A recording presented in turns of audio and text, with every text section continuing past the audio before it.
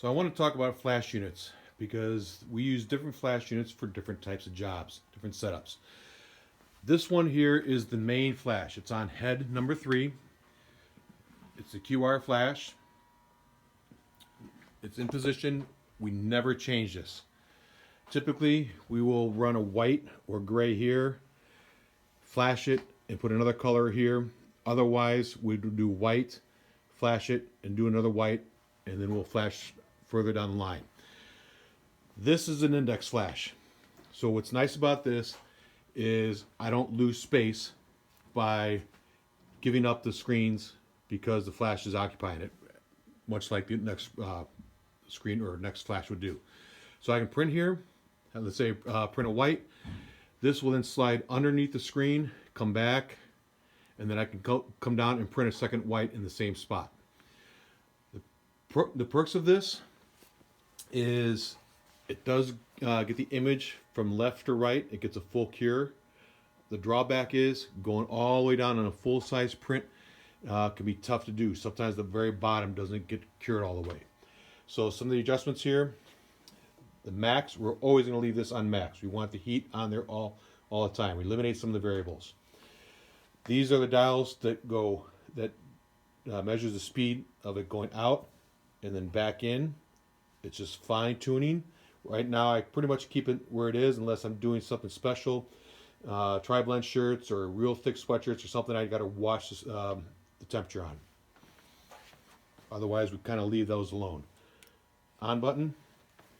And then under here we have a quick release lever that tightens down, and right now it's in the full down, all the way down position, so this flash dryer will index all the way out and come back in. If it's a crest print, I'm going to take this and slide it up, lock it down, and then that way the flash dryer only comes out a little bit and it comes back in. I want to keep that just where I need it, so I'm not overheating the pallets. It speeds up the press that way, because this press or this flash dryer, if you do a print, flash, and then print, takes the job 3 times as long because we're doing 3 things at the same station.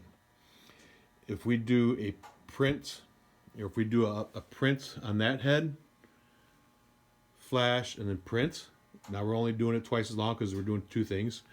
Or we do a print here, flash, and then print here, and then we don't lose any speed.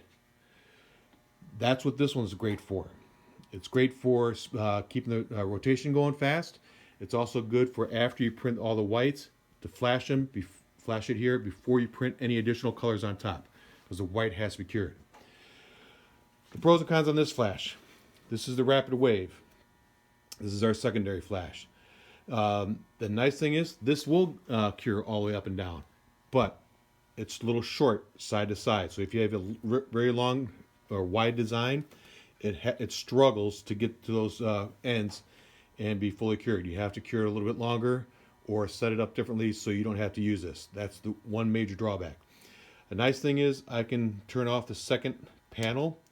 That way we're just using the top part for long narrow design or crest print, or I can keep it on and use the whole thing. I can turn this on and test, make sure it's running all right, that it's over the design where I need it to be. You want to keep this on max. I think that's broken right now. But the nice thing about this one is this can be regulated to 1/10 of a second via the control panel. So typically on both dryers, you want to run at least 5 shirts around the press before you start printing. You want these to get heated up and start warming up the pallets. Once they warm up, this one, if we start at 3 seconds or 3.2 seconds, as we start going through a couple dozen shirts, we're going to crank that down to 2.8, 2.6, 2.4, maybe 2.2. But we're going to regulate that on the control panel. And we only need enough heat to cure it. We don't need to bake it on there. We don't want to scorch the shirts. We don't want to get too hot that the ink sticks on the next head. So we're always going to regulate that. And one, it's easy to do because as the shirt comes around and you see it at the end, just touch the white. If it's dry, back off the heat a little bit. And so it's just right. So we have the Q runner, usually used for white on white or underbases. And this is the rapid wave, which is typically used after a white's been done. And we'll use this to flash it before another color, or if we just have two colors where we don't have it on the base and we just need a flash. We'll go over the control panel next so you can see how these are set up.